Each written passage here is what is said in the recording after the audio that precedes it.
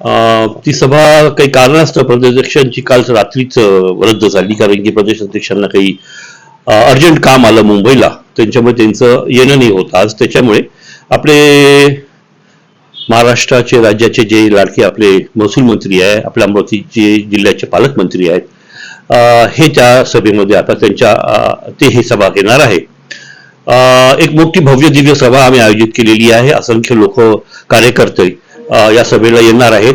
आणखी माझं सगळ्यांना आव्हान आहे की जे लोक हा व्हिडिओ पाहत आहेत, तुम्ही सगळ्यांनी आपले कामं सोडून या सभेला यायला पाहिजे, कारण की बावनकुळे साहेब अमरावतीचं पुढचं 5 वर्षाचं जे नियोजन आहे, जे विजन आहे, अमरावतीचं विजन जे आम्ही करत आहोत भाजप, त्याच्याबद्दल ते डिटेलमध्ये बोलणार आहे. एक अतिशय महत्वाची सभा आहे आणि अमरावतीकरांकरता एक अतिशय चांगली माहिती पुढच्या 5 वर्षाची आपण देणार आहोत.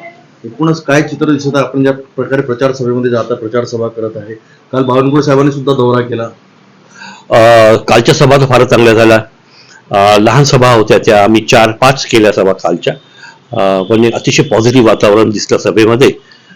लोक उत्स्फूर्त स्वतःहून आले होते या सभेमध्ये. आणखी एक ज्याला आपण म्हणतो ना की पॉझिटिव्हिटी दिसते आपल्याला, इलेक्शनच्या पहिले जी पॉझिटिव्हिटी दिसते ती आम्हाला कालच्या सगळ्या सभेमध्ये दिसली.